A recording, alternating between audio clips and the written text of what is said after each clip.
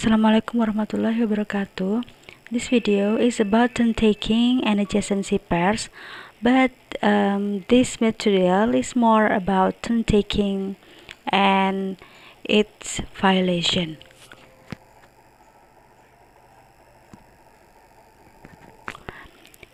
In social interaction, where the control is common in any situation, is called turn-taking. It is the way of how we can control ourselves in conversation, control our voice. Turn-taking in conversation always happen among two or more participants in the discussion or debating or conversation at any time.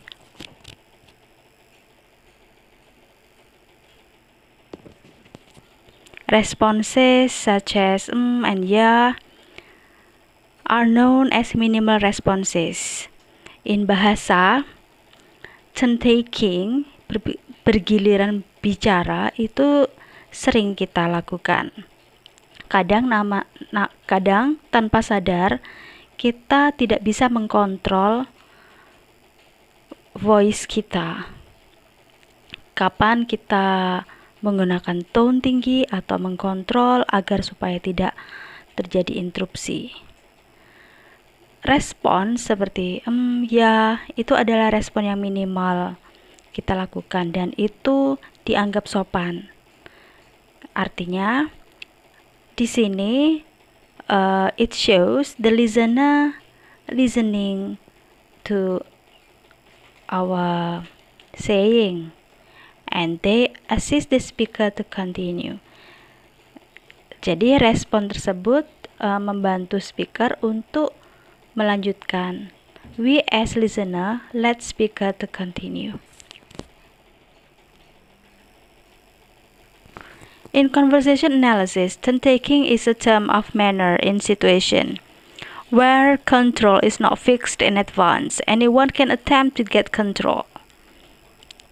Di analisa percakapan, sebenarnya di analisa percakapan itu juga terdapat peraturan prinsip kooperatif ya, atau prinsip kerjasama di cooperative principle.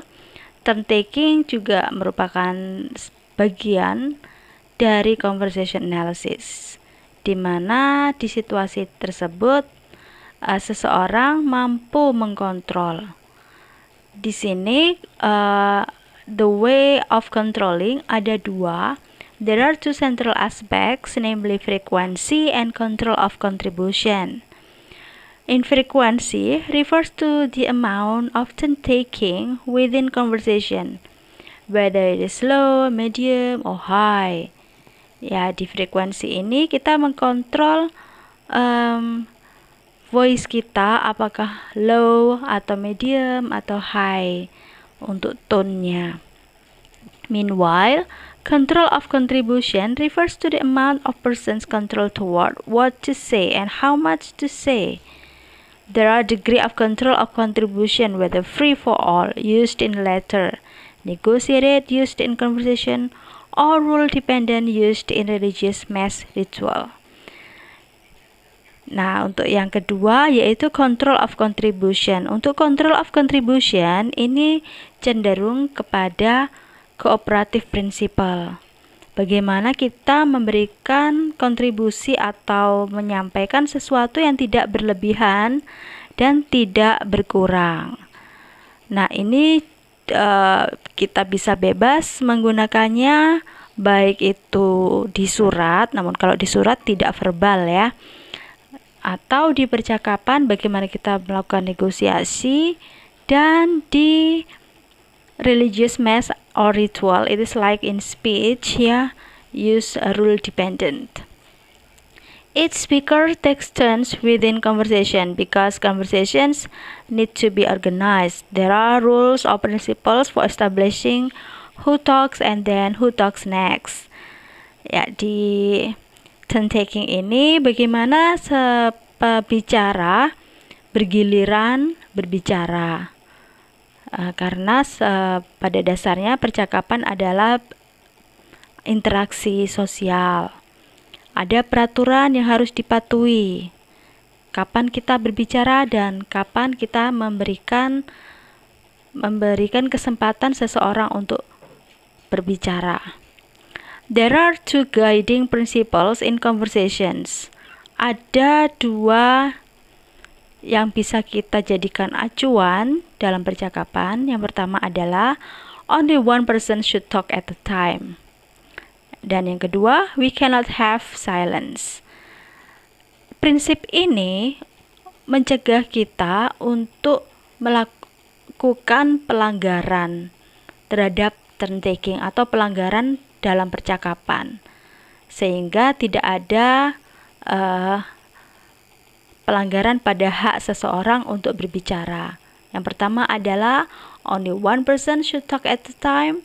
Hanya satu orang berbicara pada satu waktu. Dan yang kedua, we cannot have silence. Kita tidak boleh terlalu banyak diam, karena itu dianggap rude atau tidak sopan. The transition between one speaker and the next must be as smooth as possible and without a break. Dan transisi antara satu orang speaker, pembicara satu dan pembicara yang lain, melakukan transisi sehingga tidak ada jeda. Kalaupun terjadi silence, itu hanya sebentar atau singkat, sekitar 2-3 detik.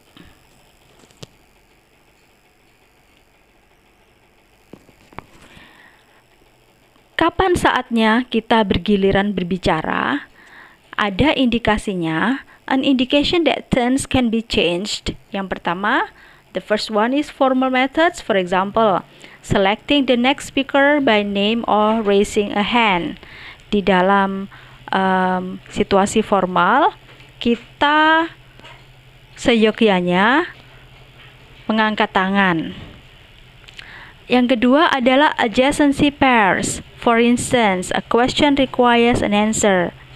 And then greeting lah, ada timbal balik antara apakah di situ jika terjadi questions and then answers, atau statement and then we responded. It is called adjacency pairs. And the third one is intonation. For instance, a drop in pitch or in loudness. Intonasi juga perlu dijaga.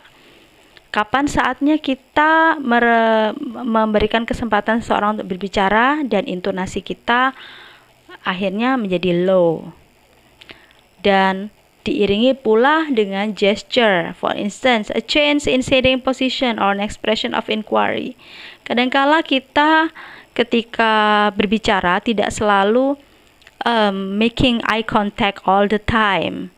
Kita sesekali juga gazing atau melihat sekilas. Nah, ketika kita melakukan gazing, dianggap kita memberikan itu menandakan bahwa kita hampir selesai dan memberikan kesempatan bagi pembicara lain untuk berbicara dengan gesture atau intonation. And the last but not the least, 5 is the most important device for indicating turn taking is through a change in gaze direction.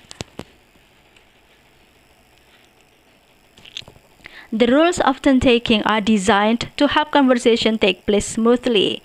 Alasan kenapa ada peraturan dalam turn taking atau bergiliran berbicara, agar percakapan itu berjalan dengan lancar. Interruptions in conversation are violations. Jika tidak lancar, berarti di situ terdapat pelanggaran, yaitu salah satunya adalah interruptions of turn taking rules. What is interruption? Interruption where a new speaker interrupts and gains the floor. Gains the floor di sini dia menguasai situasi. Yang kedua, butting in.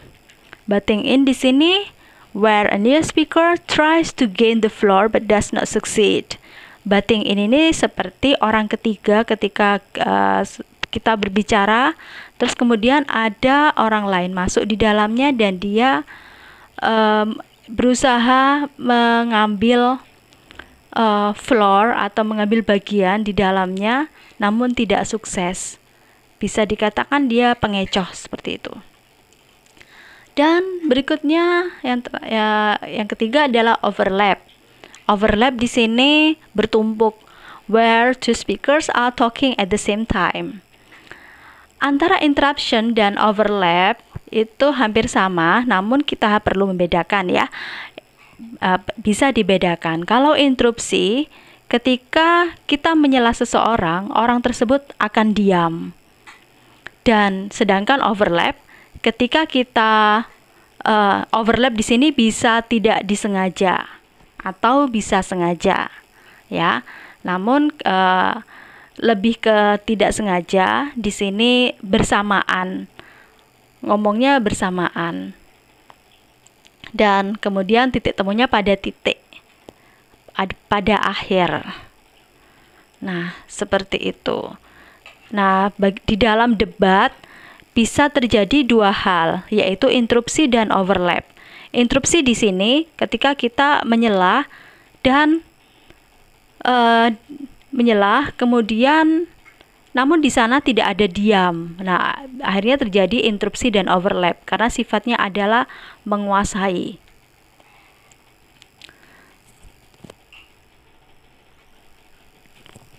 It is the way how we can occupy ourselves to different situation.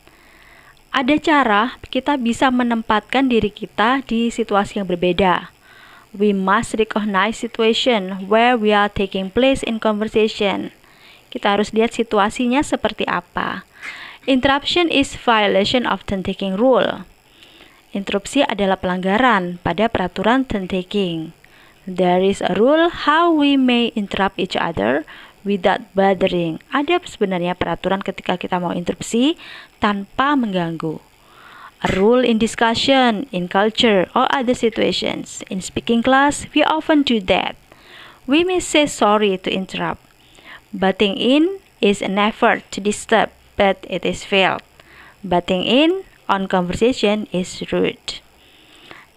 Di sini yang saya jelaskan ada dua hal, yaitu interruption and butting in sebagai pelanggaran yang paling besar. Kenapa? Karena kalau overlap, terkadang kita tidak sengaja melakukan overlap, tidak sengaja berbarengan mengutarakan sesuatu. Oke, nah di sini ada caranya kalau kita mau interupsi. Kita bisa mengatakan sorry atau hang on, hold on, and so on. Sedangkan butting in ini juga dianggap kasar, tidak sopan ketika seseorang berusaha untuk mengganggu, namun ternyata dia gagal di sini. Ini adalah contoh good conversation, percakapan yang dianggap baik. Take a look at the example. Conversation between Mr. Straight and Dave. In this case, they are talking about class, about teacher, about major, yeah, about class, subject, or major. What's your major, Dave? And Dave said, English. Well, I haven't really decided yet. And it happens. 3-second silence. Kemudian Mr. Straight continued, so you want to be a teacher? No, not really. Well, not if I can help it. And it occurs silence again. Yeah, the good one is they do not make long silence. Yeah, which is good. If you mix long silence, it means the topic is not interesting, or you are not interested to speaker. Yeah, this is a good conversation. And now we go to the example of interruption as a violation. I give you example, and the below is explanation or description. Yeah, it's everyone has their own style to describe. So it's up to you. Yeah, this one. Slash here, /2 means you interrupt in that part, in that birthday, then you interrupt it. Okay, you interrupt with a change topic. The Dave change the topic of what Straight is saying. Thank you for watching. I hope you understand, and let me know if you do not understand. Please please give your say into comments. Assalamualaikum warahmatullahi wabarakatuh.